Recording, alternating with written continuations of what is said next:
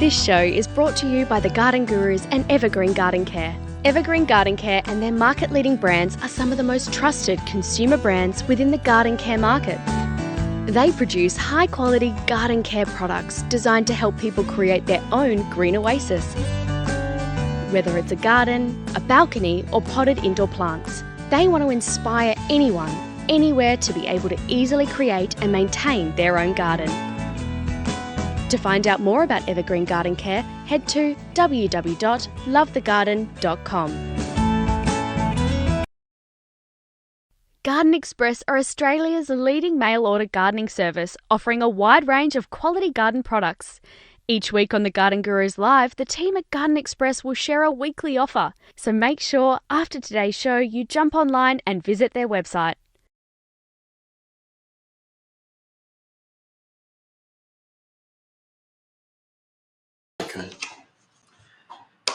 Hello, welcome to the Garden Gurus Live. I'm Trevor Cochrane. It is a beautiful Monday morning here in Perth, and we're a little bit on the cooler side, thank goodness, because we have broken all sorts of records over here in the West.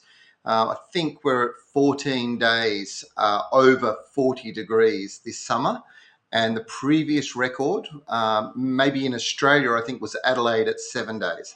So Perth is definitely the hottest place in Australia at the moment, albeit we are looking to 23 today. In fact, looking around the country, temperatures are relatively mild. I think that Adelaide is up there at about 34 degrees today, but everywhere else we seem to have cooled down, and in some places we've been cool for a little while. So it's a really important thing, and the reason I always bring weather up is because it's such a defining factor when it comes to the problems that we can experience in the garden. So when you are posting your questions, please tell us what state you're from and what town or city you're from, because it does make a big difference. Now, we've got a fantastic program for you today. In fact, it's one of the most exciting days because we'll be joined by the director of the Western Australian Botanic Gardens and, of course, our very, very good friend, Sue McDougall. And there is a very special Kangaroo Paw about to be launched, and it is a sensational development. Now, we did feature it about a year ago when we did a bit of a visit to Kings Park, and it is now coming up to be available. This is a very, very special Kangaroo Paw because the colour is unlike anything that we've seen before. Now, if you're struggling at the moment with your lawn, don't worry, there's hope, and I've got some lawn saving tips a bit later on. At the moment, lawns, particularly in those hot, dry states, Melbourne, Adelaide and Perth, have really struggled, and we are seeing damage like we've not seen for a long period of time. So I'll give you a few little tips there. My good mate, David Van Berkle from Garden Express, he's joining us a bit later on. It's got some pretty impressive new flower additions to their range, but there's one in particular. It's a range of hydrangeas, and we'll talk about them a bit later on. Might sound a bit strange to be talking about hydrangeas, but the breeding in this area is amazing, and the direction that they've gone in this collection, well, you're going to love them. I will, as part of my discussion with Sue, I'll share my plant of the week. It's this amazing Kangaroo Paw. We'll give you a little bit more information on when it's being released. And as always, the whole reason we're here is to answer your gardening questions. And there are prizes to be won. There are plenty of questions already flowing through, some real rippers. Remember, your goal has to be to try and puzzle me, get me offhand, not able to answer your question. If you can achieve that, you've done very well, because I'm informed this morning. Of course, if you like what we're doing with this show, please hit the like button and share it with your friends. And really what makes this work is the audience, having more people following us. So we really appreciate your support. Okay, shall we get on to it? Let's remember, we're coming to you from all over the country. It's Facebook, it's a YouTube channel, and we'll start off in Brisbane, in Queensland. And Leanne Walker, she sent us a bit of a question last week and was describing a bonsai she was gifted at Christmas time. Now, she said the leaves continuously going lighter and lighter. I spray water every day. I've never had bonsai before, and I'm not sure what to do. I keep it in the kitchen and move it from direct sunlight through the window mostly. Now, the big thing was that this bonsai is a gift from her two sons, and she doesn't want to kill it. Now, having a look at the photo, Leanne, you need to do something urgently.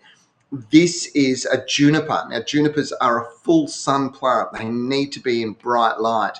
The other thing is misting will not do them any good at all. The pot needs to be drenched. Bonsais this time of the year, if we're in hot, dry conditions over about 28, 29 degrees, have to be soaked once a day, and it's soaked into the root system. And because this plant's gone, well, pretty much dried out, that's what we're seeing, the chance to get it back is going to be pretty narrow. So my suggestion is that you go and give it a quick clip, take some of that foliage off, reduce it back down in size, soak the root system first, and then mix up a watering can with some sea salt in it and drench the root system again. And it needs to be out in full sun. So whether you're in a small place and you're in a balcony or a courtyard, hopefully you've got a bit more of a garden, you can put it out into full sun. But the trick will be to do that and to keep watering it with a good, at least I would say 2 cups per day, and there's a chance that it'll still bounce back. But timing is everything at the moment, Leanne, so hopefully that helps you. Now, we are coming back over here to Perth, a very hot spot at times, Bullsbrook. And Melissa has asked a question. I've got some yuccas out the front that have flowered since I moved in. Now, according to the owners, they'd never flowered before. Over the last couple of months, the red yuccas have started to lose their leaves and bark, but they still have their flower bloom. The green yuccas don't seem to be affected in the same way. I've been watering the grass more due to severe heat, and I'm looking to try and avoid overwatering the yuccas. Well, I'm not sure you've got yuccas. My gut feel is that you've actually got cordylines, and I'm not 100% sure. I'd love to see some photographs, but as soon as you said there were red yuccas, there's not really red yuccas. There are red cordylines, so I suspect that that's what it is. And if it's red cordylines and you're seeing your lawn start to deteriorate, it's highly likely that that's actually the same problem that your yuccas are suffering with. What I mean by that is it's a lack of water. So wetting agents, vitally important. Everybody in Australia right now should be going and applying some wetting agents to their lawns and their garden beds, because I can tell you in my garden, which we put a huge amount of effort into making sure that it's always looking fabulous, there are dry patches everywhere, and I am putting wetting agent out quite liberally at the moment, and you need to be doing the same. Hopefully that helps, Melissa. Let's head to New South Wales. Luke and Anita sent us a photograph, and I'm wondering if you can tell me what's going wrong with our Fertinias, the red robins. Now, let me just check this photograph because... Oh, it's up on the screen. There we go. Now, I can't see that super well, so I'm not sure that that's red robin Fertinia, to be quite honest. I would love to see another photograph of that, a bigger photo. Guys are just going to try and give me a little bit more. Yeah, that is red robin. They look like they're very dry. So I would suggest, Luke and Anita in New South Wales, that is a problem with drying out. Looks like you're using mulch. Looks like it's sugarcane mulch by the looks to me. But I'm going to suggest that you get some wetting agent onto those straight away, because it looks to me like there's a problem with the water source here, and maybe getting the roots down into the water down into the root system. Wouldn't hurt. The pH showing 8 is indicating very alkaline, and that may be that sugarcane mulch. So it might be just the surface is very alkaline. What I would do is I'd be working towards balancing your pH, bringing it down to 7, 6.5, somewhere in that range. Fertinias can lose the ability to take up iron and magnesium, those greening agents, when the pH is too alkaline. It's just not available to plants. It's a general comment. So that could be what it is. So balancing it out, a little bit of sulfate of iron as a fertilizer over the top of the soil, scratch up maybe that sugarcane mulch, get it into the soil, soak it, wet it, make sure there's wetting agent so the water is getting down, but they look more dry to me than they do like they're suffering from mineral nutrient deficiency. And the reason I say that is because they're not carrying a lot of foliage. So I suspect it's water, Luke and Anita, and if ever there was a time of the year that you're going to have water problems, it's now. Mary's in Maroochydore. Hello, Mary. Please help me with grasshoppers eating all of my garden. Interesting problem, grasshoppers. They really can cause quite serious issues. There is a product. It's a very old-fashioned garden chemical. It's called carbaryl. Not very popular these days because it's a bit on the strong side. You have to be very, very careful how you use it. But look, it had been used for decades and decades to control grasshoppers. And I suspect that that's what you could get. Now, there is a company called David Gray's. I don't know if they sell this bait on the East Coast, but there may be an alternative the same on the East Coast. And it's cricket and grasshopper baits. And what it is, it's bran that's been soaked in carbaryl. And these guys, they'll chew on it. They'll go to it before they'll go to your plants, and it'll give you a chance to get control of it. If you've got grasshoppers, though, your neighbours have got it, and your neighbours' neighbours have got it. So you're going to find that there's a constant movement of them coming around looking for food and for foliage. So give them a feed, try and treat them with the carbaryl. Ideally, the baits I would suggest you go for, and that should be fine. Did mention before, folks, please let us know where you're from. Rod, I'm not sure where you're from, Rod. You've got a question about lawn armyworms. They're destroying mum's lawn. They've now moved into my veggies. Please help. Now, they can do damage in veggies, particularly on new seedlings, and definitely in lawns. If you're in a humid environment, then it's highly likely you've got them. And one of the best treatments, well, there's a few treatments to be quite honest, but it's soaking the ground. So do a check at night, just on dusk, soak the ground to the point where it's flooded. You'll see them come to the surface. Now, if you're seeing them come to the surface, it's definitely lawn armyworm, or it could be African black beetle. But regardless, either one of them, they do the same thing. They're noticed the same way, and you'll need to treat them the same way. Now, Baythroid is probably the best treatment. It is a soaking treatment you have to do to the soil, and now's the time to do it. So if you're seeing the damage, it's a chance to get on top of it. Tyson from Victoria is a good friend of ours. G'day, Tyson. Can I put lettuce seeds into my garden bed? And also, can you please give me some tips and advice? All right, so lettuce seeds, interestingly enough, they love sandy soil. So if your garden bed soil is quite sandy, get your seeds in, sow them in lines. You've got to keep the moisture up. This time of the year it could get pretty hot and dry in Victoria. And if you have a series of days where the weather's very hot and dry, you've got newly germinated seeds and they're not getting enough water, and that can be watering up to twice a day by hand, then you're probably going to see them shrivel and dry. Best time is probably wait until March, mid to late, and then apply your lettuce seeds into the soil then. And I think you'll find it'll be a lot less water demand and a lot better results. Vinette is from Ballajura over here in WA, and Vinette's brought up the David Gray's grasshopper and cricket pellets. I think it's a bait that you recommended, but my young fruit trees are still being attacked by grasshoppers. Am I doing something wrong? No, look with fruit trees, because if they're a little bit on the taller side, the baits are probably not going to do the job. So anything that's on the taller side, I'd probably suggest you go. There's a Rich Grow product, as I mentioned. I think it is called, I'm pretty sure it's called Bug Killer, and you'll find it in your local garden centre or Bunnings store, and that is the spray to use to control them. And you will need to spray, and it's got to be done over the foliage on fruit trees. Hopefully that helps Vinette. All right, James is in Mahogany Creek. We are staying in WA at the moment. Remember, folks, we are from all over the country, so make sure we are going all over the country, so make sure you're sending in your different bits and pieces. James, is it still recommended to pinch out the first bud on a zinnia plant? Love your new show, Delish, on TV, which featured here in Western Australia last night. For those of you around the country, if you love edible gardens and you love looking into people's lives, and it's a new series that we've launched. It did launch here in WA on Channel 9. It will play later on 9 and 9 Life. But right now, if you're anywhere else in the country, you can watch it on 9now.com.au.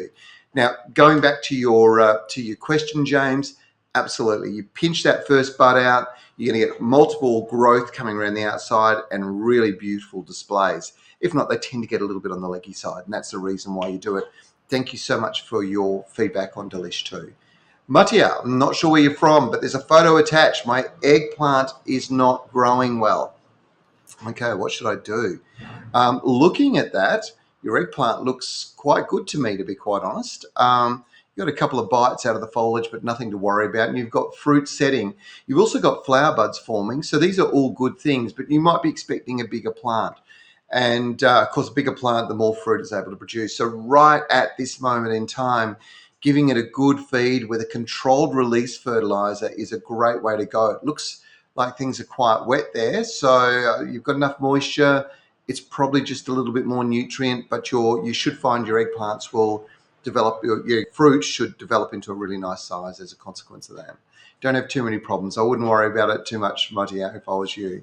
Now, last Monday on the live show, Matthew from Melbourne sent in a question asking how to pollinate kangaroo paws to get them to go to seed, or when they go to seed. And from this, I thought it'd be a great opportunity to head back to our great friend, Sue McDougall, who, Sue, it's the Garden Guru's 20th anniversary this year. Can you believe it? You were there right from the beginning. I know. I can't believe it, Trevor. Congratulations. 20 years is just an amazing, absolutely incredible feat. So well It done. is. And in that period of time, we've all been doing some pretty interesting things in our various careers outside of what we do with TV. You've been a huge part of the Garden Gurus, but now you've got this amazing role. Tell us about your role at Kings Park. So I just can't believe it. I always pinch myself. I've been here 3 months already, Trevor. So Wow. I'm now, I know time goes, doesn't it? So I'm Yeah. director of Western Australian Botanic Garden. So I have in my charge, well, to help support the team, virtually anything that's green. So virtually anything that's green in Kings Park, I think for any of our interstate, well, West Australians, or actually all Australians, I think, Trevor, Kings Park holds a very special place in many people's lives and hearts, and it's Mm. just an incredible. We are so unique in WA to have, well, actually around the world, to have a botanic garden that is 400 hectares in the middle of the city, a huge amount of bushland and restoration and conservation, and also unique habitat and threatened ecological communities, as well as our 18-hectare botanic garden. So in the early 60s, so I think it was, it was late 1959, that there was this focus that West Australian Botanic Gardens was going to be focused on West Australian plants. And at that time, you can imagine how many West Australian plants weren't being grown in the mainstream. And so that was groundbreaking. And I think something that's so unique. We have Just, this showcase I of was going to so say, many West Australian species that are just all year round. It looks beautiful. I just feel so we're, privileged to be part of it. we're in the southwest corner of WA. It's considered to be one of the world's top four biodiversity hotspots. It's so many unique species, and those botanic gardens have so many. What's the collection like? How many have you got there? We've got thousands. We have a huge amount of species. So we're also our living collection. One of my charters in the team is to look after the living collection, and so that's considered the seed, the plant breeding, what we're doing in the nursery. So we have collections Yep. in the nursery. We have collections in the display garden, and so many of our species are rare and threatened. Some Yep. are just of so unique that there's only a few around, and you find that the whole range of species. So we've divided our botanic garden into habitats and areas. So we've got the we'll say the Kimberley area, and we've got conservation garden in our southwest, and so the regional areas where those plants grow. That's Mm. how the botanic garden has been divided up, basically, for want of a better word. And so if you get a little snapshot of what's grown around the place, and Western Australia is a biodiverse hotspot because so much of our community, our floral community, is under threat from land Yeah. clearing, habitat destruction, and you find, well, look what's happened this weekend, Trevor. Thousands of hectares of forest down south has been burnt. We've had 44 degrees in Albany on Saturday. Who would have believed that? Crazy. Not Yeah. crazy, isn't it? Yeah. So we find that the Botanic Garden, West Australian Botanic Garden, has a huge role to play in helping conserve our species, actually educating people on what we can grow and what looks absolutely stunning. There's something in flower all year round. It's look. I think it's an incredible destination for any visitor to Western Australia, and certainly, over the years, I've been fortunate to travel the world, and whether I've been in New York at the New York Botanical Gardens in the Bronx, or Kew Gardens, or Bouchard Gardens in Canada, another great one of the world's great gardens. Every time you talk to one of the botanists or horticulturalists that are looking after it there, they always go, "Oh, you are so lucky to come from Perth. One place I want to go to is Kings Park. It is an international treasure, and you are so fortunate and we're so proud of you to be taking the lead now with what is a great team of people. And so, for a long period of time, it was about building the collection there, but there's a huge amount of breeding work. You alluded to it before, and I know we've been in and we've done some stories there with your team. Tell us a little bit about the breeding program. The breeding program is actually very exciting. So we have it's a lot about taking species that we can conserve through cultivation, basically, Trevor. So we'll take species to increase their genetics for disease resistance and tolerance, and also improved varieties, because our unique genetic material in WA is something that nowhere else can own it in the world. We've got it in Yep. WA. We need to promote it. So one of the aims of the breeding program is to be able to breed new improved varieties that have got broad horticultural appeal, but also conservation status. And so they are going to be able to be used for display garden purposes. They're increasing education for what's happening around. We're going to be able to get our West Australian species so that they can be planted out broad scale projects. And so they do so well on many different levels. And Yeah. so the breeding program that we're really excited about, we want to say I've come in at the end, so I shouldn't take any credit at all, because the Mhm. team, Digby and his team's done an amazing job. We've got Camelorsium breeding program and Anaxanthus scavola breeding program. You'll find that there's leptospermums happening for honey through another program. There's Mhm.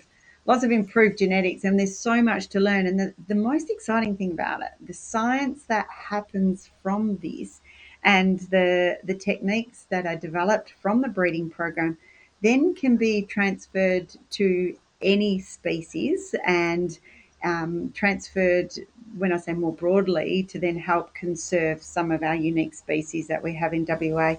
And that's something we can really be proud of West Australians, and also even as Australians, because the international appeal for our floriculture. I was reading a report that the Camelorsium, one of the top 7 varieties of Camelorsium used for cut flowers in the world, Trevor, is still Purple Pride. Camelorsium Purple Wow. Pride. How old is that variety? Yeah, That I variety know. is older than you and me put together, I think. So Tried and proven. exactly, tried and proven. So the new varieties, you can imagine how long it takes to get new varieties, and I would say Purple Pride would be at least 40 years old, Wow. definitely, or 50 even. So there's a lot more new varieties that then can be used for cut flower market.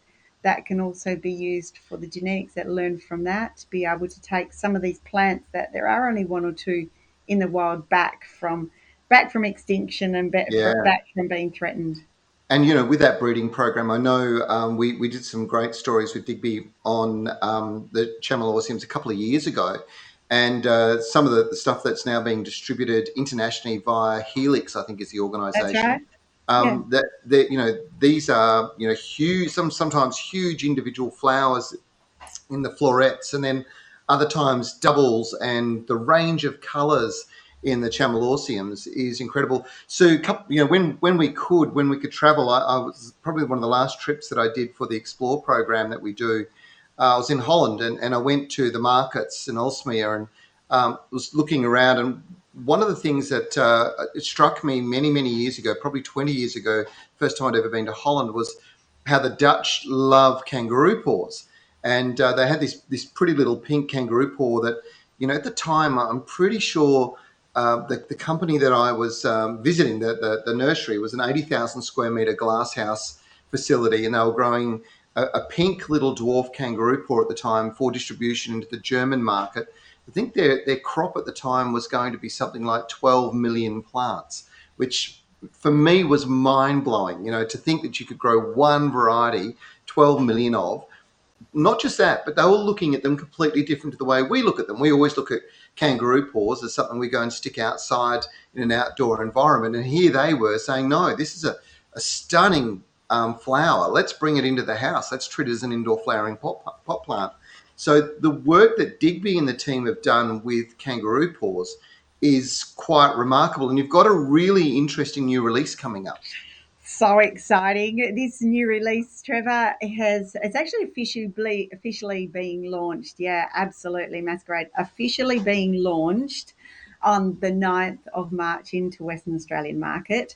But Mhm. this blue is just so special. And when it just appeared, Digby wasn't expecting it, but it's just absolutely stunning. So Masquerade is so special. Do you know that the orders, Digby was telling me these are being ordered 2025. I think the forward orders are happening for it. So Wow. huge amount, and the work I'm that's not and some of the surprised. species that are coming through, some of the new varieties that are coming through on top of the back of Masquerade is just absolutely incredible. So this is the first time ever that we've seen a blue kangaroo paw, and what it really does is put Western Australia on the market. It puts our floral emblem. I know it's different, but our floral emblem really up where the best of them. And I must say also, Trevor, while we're talking kangaroo paws, one of the other plants that we can't forget, and I know every time I walk out to the breeding area and I see how beautiful it was, is just the range of grevilleas that Digby and his Mm. team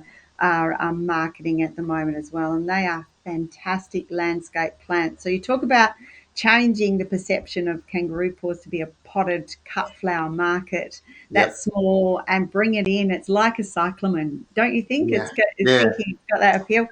Same thing with the grevilleas, but to be able to put them into hardy, floriferous, incredibly repeat flowers, and they are going around the world at the moment too. The amount of work that's going into those, but just our Well, changing demand for our changing climate really is showing us what we can plant in our gardens. yeah. Look, I think the research and obviously the work being done in breeding and developing the blue. I was lucky enough to be in those glass houses with Digby, and just to spend a few hours with him talking about where he started and where he's got to and what the future looks like is so exciting. But to get a blue kangaroo paw for a start, I know what's coming through the pipeline, and it's going to blow people's minds. It But will.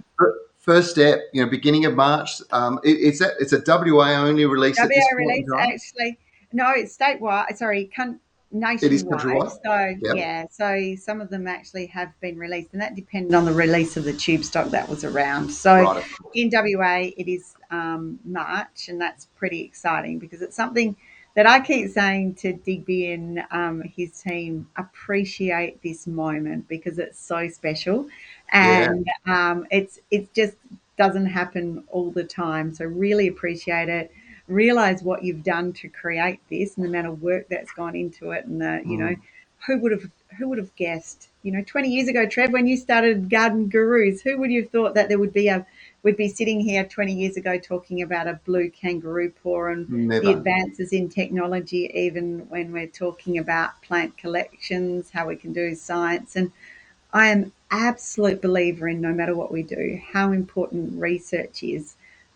For unfortunately, I know through the last 20 years the amount of research has been limited, and the amount of effort that's gone into, I want to say, want for people being able to do research probably has been lacking. But I think really when you get a passionate team for any research, it just makes a huge difference, whether that's medical research, ecological research, Yeah. for the environment, what we're doing. And the most exciting thing, I think, we look at our climate, we know it's changing, we can see extremes in temperature and things, but the amount of work, be rest assured, the amount of work that's going into the passion for plants and plants that can cope with our drying and warming climate is pretty Mhm. exciting. So probably the future of gardening and floriculture, Trevor, is in good hands because there's a lot of work behind that, isn't there? It sure is, and it is in good hands because you are there at Kings Park. We're so proud of you, Sue. Thanks so much for joining Thank us this you. morning. Lovely I'm to really chat, looking Trev. forward to catching up on a regular basis and hearing about all these new plants as they come through. I look forward to it very much. Thank you. You take care, All and right. See you soon. congratulations on 20 years. Thank you. Thank you. That's what an impressive plant this is. This is beautiful. Now look, it's not the best time of the year, I would say, for the flowers. As you get into spring, those flowers are a lot bigger and probably even a lot bluer. But you can see the label there. This is a brand new kangaroo paw, and Yeah, Celebrations Masquerade. It is going to be the hottest ticket in gardens come springtime, and this might be your chance to get in early. So well worthwhile keeping your eye out for that one. And what a great talent Sue McDougall is. It's lovely to see her with such a great opportunity to help the team at Kings Park take everything to the next level. Now, Belinda is asking, is there a pre-order for the Blue Masquerade? And I can see this selling out fast. I can see it selling out fast too, Belinda. My recommendation is that you do head into your local garden centre. I'm not sure where you're located, but the best thing to do is talk to the garden centre, whether it be a Bunnings store or whether it be a independent garden centre. I would say, look, there's a brand new Kangaroo Paw coming out. It's being released on the 1st of March. I want one of them. So that's what I would be doing for sure. Okay, let's keep going on because the questions are flowing in thick and fast. Now, please remember to tell us where you're from. If you like what we're doing on the show, hit like. It really does make a big difference to our audience as you're sharing it with your friends, and it means that we can all participate. This is one big community, and it's great to be able to help everybody. Naomi, you didn't tell me where you're from. You've attached a photograph. I'm wondering if you could tell me what's causing this problem with regards to new growth. And it's a citrus that you've got here, and it's all twisted and contorted. And the answer to that, in simple terms, is that you have got something called citrus leaf miner. It's a moth that lays its eggs in newly developing foliage, and the larvae of that eats into the foliage, causing it to twist and gnarl. And that's what you're seeing in the photographs that we've got there. It is twisted and gnarled, and it's struggling. And the solution is, this moth is active on dusk, so morning and night. On cooler days, like we're pretty much having everywhere except for Adelaide. I think it's just a bit hot in Adelaide at the moment. But as long as the temperatures are sort of ideally below 30, apply a horticultural oil over the foliage about 4 o'clock in the afternoon. The moths will come in. One is the oil will sort of smother out any existing eggs and should stop the spread. More importantly, what will happen is that you'll stop, the moth won't come in and land and lay any more eggs. So you may need to do this 2 or 3 times over a 3 or 4 week period, but you should break the cycle, and that would reduce the damage being done. Right now, you will see citrus start to push foliage through. You should be feeding them, give them a bit of a feed, support it. And with any damaged foliage caused by this, the citrus leaf miner, best thing to do is to get the secateurs out and give it a light prune, encourage some more growth. Hopefully that helps, Naomi. Okay, Viesna, you're in WA. Bought 10 lily-pilly backyard bliss. Not ready to plant yet as the garden bed's not prepared. It's the middle of summer, and it is a crazy time to be planting at the moment, unless you've got something that loves the heat, petunias, vincas, those sorts of things, no problems. Everything else, be very careful. They're sitting in their pots in my backyard in direct sun. I water them once every evening, but the leaves are dying, going brown. How do I save them? Get some sea salt, all right? Soak them over the foliage with sea salt. It does 2 things. One is it builds up a tolerance to stress, to heat stress. 2 is it helps recovery from it. But what you are seeing is these plants are drying out. Best time to actually water them is in the morning, not in the evening. There's 2 reasons for that. If you water in the evening, there's water on the foliage, and there's any sort of fungal or bacterial spores, they tend to do more damage at night and spread and cause damage to leaves. That's not what's going on here, though. It is actually that they're dying because they're drying out. So what you need to do, you could put a wetting agent in there, make sure the water's getting into those pots, but water them in the morning, because at night the plants don't take up a lot of water, but during the day they require a lot. So if you're watering in the morning, there'll still be water sitting in that pot they'll be able to absorb. Hopefully that helps you with that problem. Jenny, you're in the southeast of Victoria. I've got a Daphne potted into a ceramic glaze pot. It was doing well over the last 2 weeks, but its leaves have begun to droop and the leaves are a paler green. Have I overwatered? Believe it or not, you probably have. That sounds to me like maybe the water is not flowing through the base of the pot properly. You might need to check this, Jenny. When you water, you should see that same amount of water flowing out the bottom. Now, a simple way to control it is to lift the pot up off the ground. You can get these little spaces, so little pot feet and you stick the pot on top. That should help a lot. I hope that assists. There's really not a lot more you can do just at the moment. You do want to back off the water and you should see the plant start to recover. The classic signs of overwatering is leaves drooping, not the whole stems drooping, and the leaves going a light green, yellow sort of colour. So I reckon that's what the problem is. Shane is in New South Wales in the Blue Mountains. Hi, Shane. He says, hi, everyone. The pre-existing garden beds in my new home are built using treated pine. That's the copper chrome arsenate. Should I line with plastic? And what would be the best type of plastic, please? Well, it depends on what you've got in those garden beds. Now, if the raised garden beds are for edibles, you would have to line them with plastic. You don't want that getting into the soil because it's going to go into the plants and it's going to go into the food that you're eating. And those three things are not three things that you want in your diet in any large volumes. What I would suggest you do is take a look, and if it is for ornamentals, it's really not a problem because you're not consuming it, and there's not enough copper chrome arsenate in that pine that it's going to cause a problem. But if you're trying to grow edibles, big issue. Don't eat anything that's growing in those beds. Definitely lining the plastic garden beds. Probably not with plastic, I should say. Probably not using them to grow edibles would be my recommendation. Rodney's in southeast Queensland. It's great. We're going all over the country. Need to go to an island. We haven't done that for a while. Let's see where we can go next. Rodney's in southeast Queensland. Sorry, I didn't catch the name of the armyworms. The question was, do I have lawn armyworms that are destroying mum's lawn? Well, Rodney, the question is for that, the solution for that is to use, there's actually a couple of things out there. Confidor is one, really, really good and very effective. And I would suggest actually probably that's the one that you would use. You've got a couple of options out there, but what you've got to do, and this is why I'm sort of thinking it through, is I think from Yates you can get it's not Confidor, you can't get anymore, I don't think, thinking about it. The only one that's out there is Baythroid. Sorry, skipped my mind for a second there. Baythroid, Baythriod. It is a very effective control of lawn armyworm, but you do have to soak the ground. And I'm sure it comes in a hose on that should help. So hopefully that helps.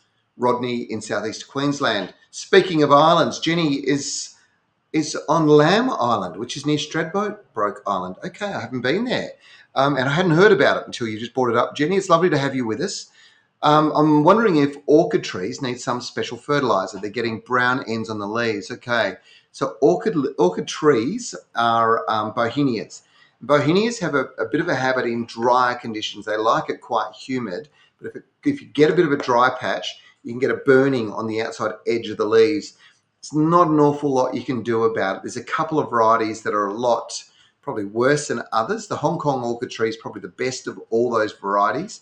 The white Alba is probably the worst as far as getting the burns. But there's not a lot of solutions you can do. Again, soaking the ground with sea salt will help a little bit because it's about heat stress. Dan is from Sydney's eastern suburbs. Thanks, Dan. Really good that you're being specific. And you've come to us via YouTube, which is great. I've got a few dwarf apple tree varieties in pots. Leprechaun, Granny Smith, Pinkerbell. I've got them all in my garden too. What is the best soil types for these? A more aerated soil or should it be heavier? Look, apples do pretty well in quite heavy loams, to be quite honest. But it's always good to get air into soil. So if you're thinking about transferring from pots into the ground, what I would do is I'd dig the hole, and I'd dig the hole 3 times bigger than the size of the root ball that's going to go into it. I'd then fill that with a really good planting mix, so great garden compost at worst. And in that, I would be applying some gypsum, about 1 kilo per hole. Now, gypsum's going to break up any of the heavier clay or compacted soil below, and it will improve drainage. It also, the calcium is really good for apple trees in particular. So the answer is it's all in the preparation. A more aerated soil is better for most plants. It should work. Now, remember, 2 videos will be selected each week to be played on the Garden Gurus Live, and I'll answer your questions right here for you. We'd love to see what your garden looks like and what the problem is that's going on in your locations. Just a couple of things on the videos. When you send them in, they're only going to be selected if you've stated your name, location, and the question, and they must be submitted through our Facebook page. You only need your phone, so you turn your phone sideways and get a friend to video you asking the question. That's all you're going to need to do. It's a very simple thing. Gives us a great chance to have a look at your garden and also the problem along the way. So make sure you submit those. We've been getting so many garden questions about lawns. It's out of control at the moment, the problems that are going on. And I thought that it might be a good time to start talking about maybe the better solution when it comes to lawns that are drying and getting really big problems. It's an indication that there's not enough organic matter in around the roots. Now, you don't want it in around the foliage, that's called thatch. But in around the roots, you want organic matter because it holds nutrient and moisture for longer in around the lawn's roots. And there's a way you can actually build that up, and it's a product called Scott's Lawn Builder Plus Organics. Now, it's a lawn food and soil improver. It's a really impressive product. It's got a great combination of organics in it. So manures, seaweed, fish extracts, and biostimulants, really important at the moment. The reason you want biostimulants in there is they stimulate root recovery from damage and shock, and I suppose just invigorates roots in lawns anyway, just making sure that they're strong and healthy. So those people, for example, who've been hit by that lawn armyworm, then this is the stuff you want to see. And you can see in the image here, as it's spreading it out around the garden, it is an organic. So once it hits the lawn, water it in, wash it into the topsoil, and it's going to encourage stronger root growth. It's going to improve the moisture holding capacity. It's child and pet friendly. It's got all of these great slow release nutrients, which means that you're not wasting any of it. And it's got a painted and time release technology that delivers those nutrients over a 3-month period. Now, why is that important? Because plants and lawns are like us. They need small amounts of energy on a regular basis. That's why we eat 3 times a day, and lawns are the same. You don't need to throw a huge amount down and get a lot of growth in a short period of time. You're better to deliver small amounts on a regular basis, and that's what this controlled release technology does. So this product, Scott's Lawn Builder Plus Organics Lawn Food and Soil Improver, its technology is just unbelievable, and the science that goes into a bag of lawn fertilizer these days is unbelievable. The investment is incredible, and of course, the thing with Lawn Builder and the Scott's Group is that most of their products come from supplying the professional industry, so greenkeepers and professional turf maintainers. Why is that important? Because we are able to, as home gardeners, get that technology, use it, and make being successful in our garden so much easier. So really, really important thing. If your lawn's looking tired, upset, not doing too well at the moment, that's a product you should use for sure. Now, we've been talking about lawns a fair bit, but one of the plants, I suppose, that I've really enjoyed and just love growing at home, and they've had a struggle over here in the West, but I know that even though they've had a bit of a hit, they're going to get stronger and healthier, and next spring, late spring, early summer, they're going to get better again and stronger and healthier and produce bigger displays, and that's hydrangeas. I had some beautiful hydrangeas in flower, and I love the work that's being done with regards to the breeding. So I thought I'd ask David Van Berkle, my good mate from Garden Express, a little bit about hydrangeas, because you'd know them better than most, David. Morning, Trevor. How you going? Good, mate. Good to see you. Thanks for joining us again on the show. Tell us about these hydrangeas that you guys are doing at the moment. Sorry, say that again? Tell us about the hydrangeas that you're releasing at the moment. These are terrific, Trevor. These are a couple of award winners. We've got Sunday Fray and Diamond Rouge that are coming in this week. So these have been introduced by Plants Management Australia. They're part of a group called the Proven Winners, which introduce some of the newest and best plants around the world, test them out, make sure they're good for home gardeners, and then bring them to the market. and these two have won silver awards at Plantarium, which is a major European introduction of plants. So medal winners, beautiful, beautiful shrubs. Wow, Plantarium is the place where breeders go to show off what is often decades of breeding work and release brand new plants. And of course, what happens from there is a lot of the growers go there and they'll get the tissue culture, bring it back to Australia, goes through quarantine, and then they start growing here. That's obviously all the work that the guys at PMA do. And Proven Winners is the marketing arm of many very, very good garden releases over the years. But you've got your hands on these guys, these two unique ones. Tell me, when it comes to hydrangeas, these are quite different in that they produce really large flower heads. But a lot of people think, once the flower's finished, it's all over. But these have longevity to them, don't they? Yeah, they're much longer flowering than the regular hydrangeas, Trev, and they can tolerate a little bit more warmth as well. They've got a smaller leaf on them, which just gives them a little bit of a longer season, more tolerance to both warm and cold. They're still a hydrangea after all, so we do need to protect them from that really hot afternoon sun. But the Sunday Frey has like a buddleia-shaped, elongated flower head, obviously much bigger, but just exquisite. It's more like the oak leaf flower, the oak leaf hydrangea with the longer, what do they call them, pendicles? So the longer flowers, right, upright.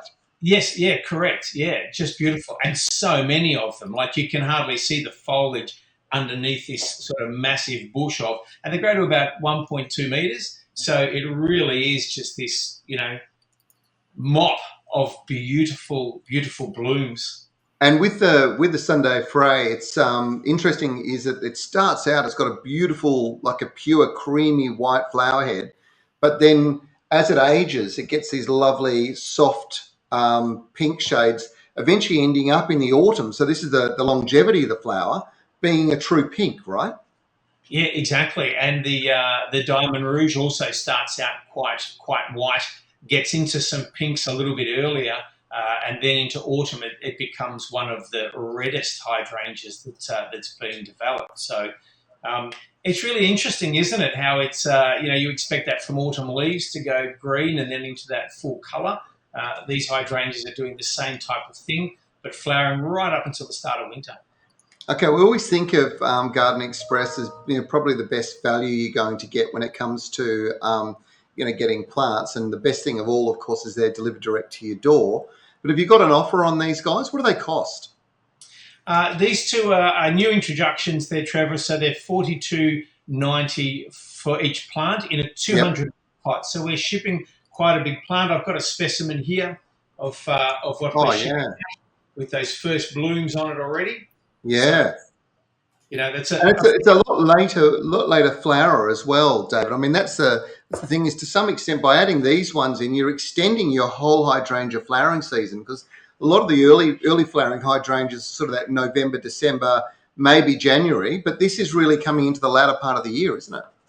Coming into their best bloom, sort of, towards the mid and latter part of summer, of course. As all of my hydrangeas at home have been up, it suffered a little bit of burn with the sun, of course. It's been so hot, and but looking wonderful. So David, we've got people asking us to get you to show that flower again. How about leaning it in towards the camera a little bit, because it really does demonstrate the size of the flower is enormous, actually, for a hydrangea, and then the foliage being smaller. And this isn't our standard typical hydrangeas that we're generally used to, the macrophylla. This is another species, isn't it? Yes, it is, Trev. Sorry, I just lost something there. Yeah, it is. It's the paniculata type of, a derivative of the paniculata series of hydrangeas. So, yeah, absolutely beautiful. I was just trying to get that little. This is the red that you end up with. Yeah, your beautiful. It starts white. Yeah, that's a beautiful creamy white too. Mm. So plant gets to about 1.2 metres. They're 40. How much were they? 40. 42.90 each, Trevor. That's great value for a brand new release, something so special. And everybody's been in love with hydrangeas in the past. Now is the time to obviously be getting these in, because these are going to extend your hydrangea flowering season if you've only ever had those traditional, I suppose, macrophylla types. Mate, Garden Express, they jump online, they place their order on your website, you deliver direct to their door. All around Australia, yep. So Yep. shipping fairly quickly with these products. We've got obviously the catalogue available now with the spring bulbs. Yep. Those are taking a little bit of time to come through from our growers and our own field. But the hydrangeas are prime and ready to be sent out. Right, and they're not going to last very long. Have you got much stock? We've got a little bit of stock, Trevor. One of the beauty of these new releases is, we're able to get some of this stock online. And but they don't last that long, so you do have to get it. I think one of the big complaints we had last year, and this is going to be your challenge, I think, David, we'll throw it at you, is that there are so many people that tune into this, and some people are watching it live, and some people are watching it a little bit later on, and they want to get their hands on it, and you've already sold out. So I suppose the first lesson for everybody tuning in is get in early, the first in, first served basis, and two, David, you need to get more stock. Look, we're trying, mate. We're trying, but as you said about the development of plants, it takes so many years. There's only so much cutting stock that we can get, and and then those plants have to be shared around the country. So yeah, we get as many as we can. But of course, the great work that you do, telling everybody about these things, of course they're going to be gone, mate. Great work, mate. Thanks so much for joining us again today. Great plant, really cool. I'll be getting my orders in straight after the show. I'm going to wait to plant some till next year, mate, to make sure our customers get it first. Good man. All right. Thanks, David. We'll look forward to seeing you next week. Cheers, buddy. I'll tell you what. One is great family business. They really are wonderful. They provide that family service when you're, even though it's online, if there's anything that you've ever got a problem with, these guys look after you, make sure things are right. And of course, best thing of all in this world that we live in currently is that you don't have to go out. You can actually shop from your armchair, place your order online, and David, Rowan, and all the team there at Garden Express will deliver direct to your doorstep. So don't miss out on that one. They are magnificent hydrangeas. All right, let's keep getting into questions. Remember, folks, tell us where you're from. It does make a big difference. And I reckon this is a classic. Jody, we're not sure where you're from, but you've got a tomato plant and the fruit's going black. And I've read that it's calcium deficient. It's told to sprinkle dolomite on the soil as it can't dig it in. So I have other plants in the veggie patch also. Am I doing the right thing? You know what I do, Jody? You need to get into the root system. You need to sprinkle it on the top of the soils. Good dolomite, garden lime, gypsum, they're all good sources of calcium. The problem you've got is absolutely calcium. Tomatoes, when we're planting a crop, before we go putting tomatoes into the ground, we should be putting some garden lime into the ground. In fact, I've been doing some pH tests around my garden, and I'm very conscious at the moment that I am deficient of calcium in my soil. So I'll be putting a lot into my soils over the next 12 months. And the reason is calcium does a whole bunch of things. It makes sure that, most importantly, that plants are strong and healthy and grow strong.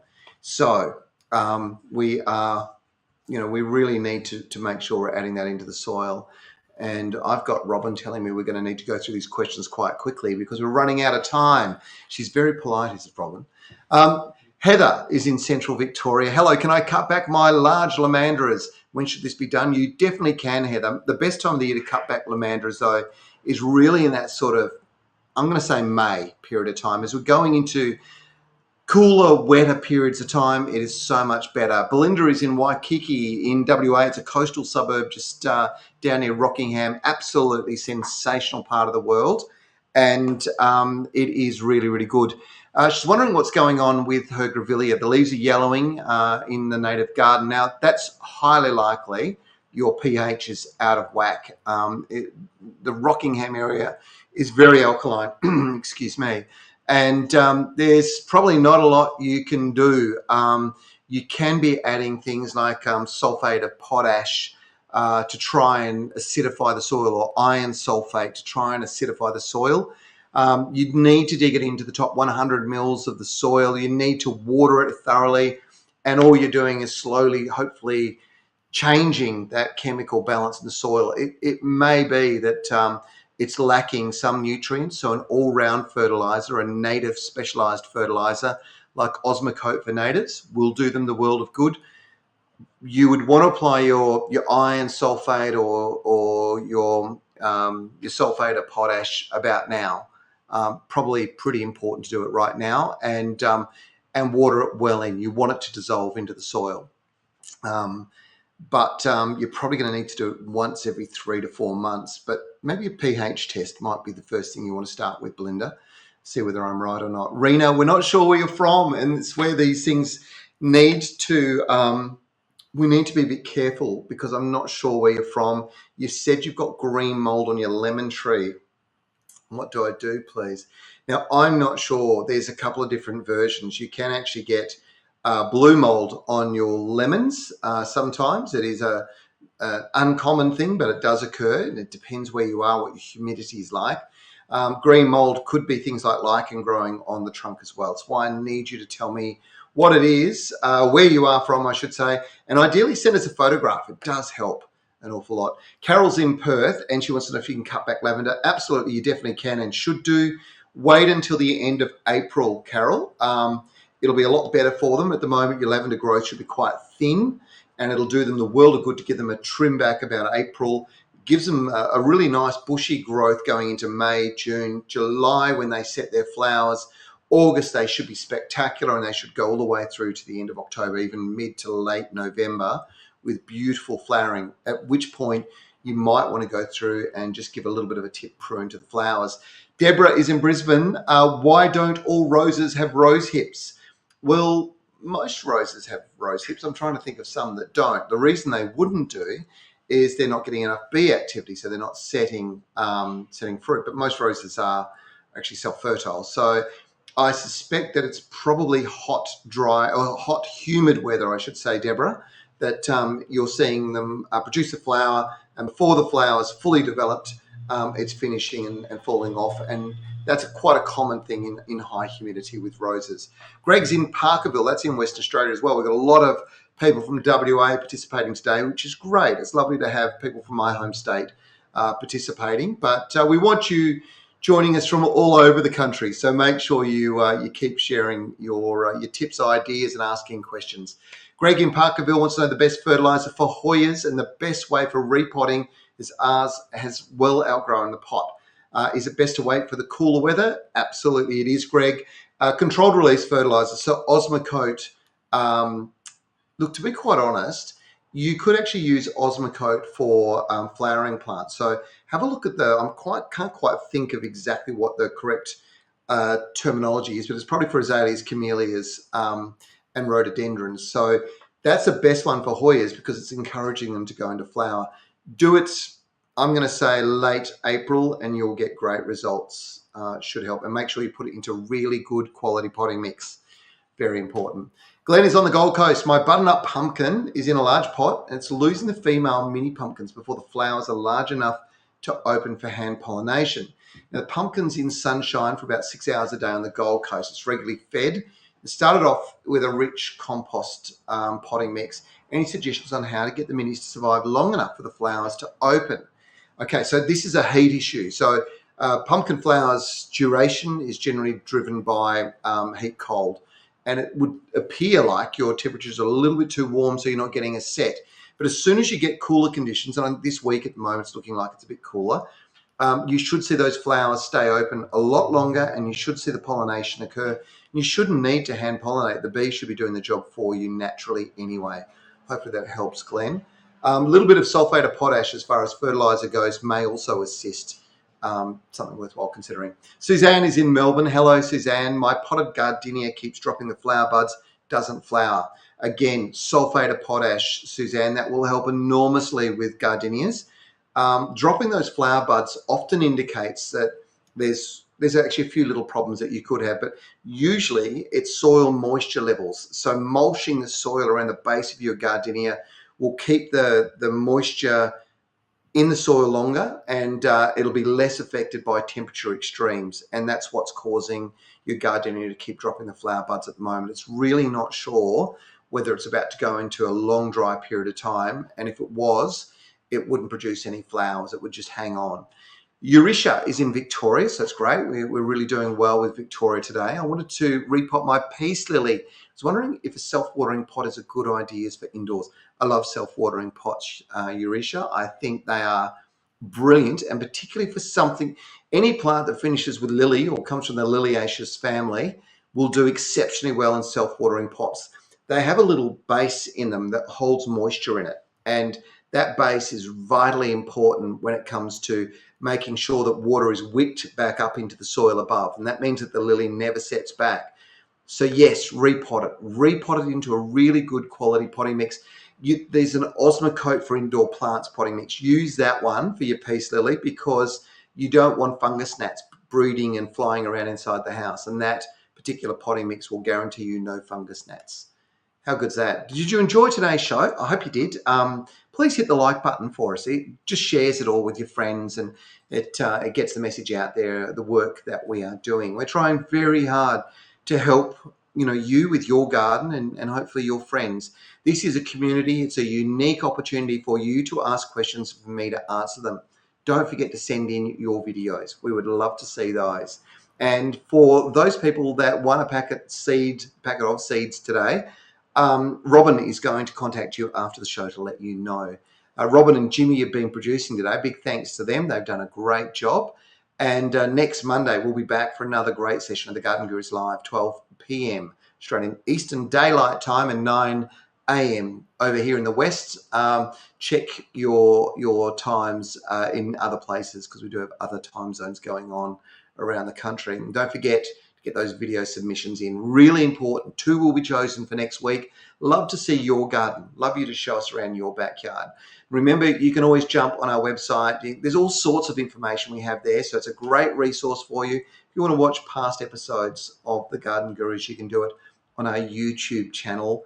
It's a really good source of information too. And if you want to listen back to today's live stream, catch up on previous episodes, you can do it by going to Spotify, Apple Podcast, or Audible. They're all great platforms for you to listen back to this particular session. I'm Trevor Cochrane. It's been great, joining you this morning, this Monday. It's fantastic that we've got a bit of cooler weather. Might get me out in the garden a little bit more than those hot, dry days have done. But we all do need to be out there making sure our plants are getting water at the moment. I hope today's session helped you with your backyard. We'll look forward to seeing you next week. Happy gardening, everybody. This show is brought to you by the Garden Gurus and Evergreen Garden Care. Evergreen Garden Care and their market-leading brands are some of the most trusted consumer brands within the garden care market. They produce high-quality garden care products designed to help people create their own green oasis. Whether it's a garden, a balcony, or potted indoor plants, they want to inspire anyone, anywhere to be able to easily create and maintain their own garden. To find out more about Evergreen Garden Care, head to www.lovethegarden.com. Garden Express are Australia's leading mail order gardening service, offering a wide range of quality garden products.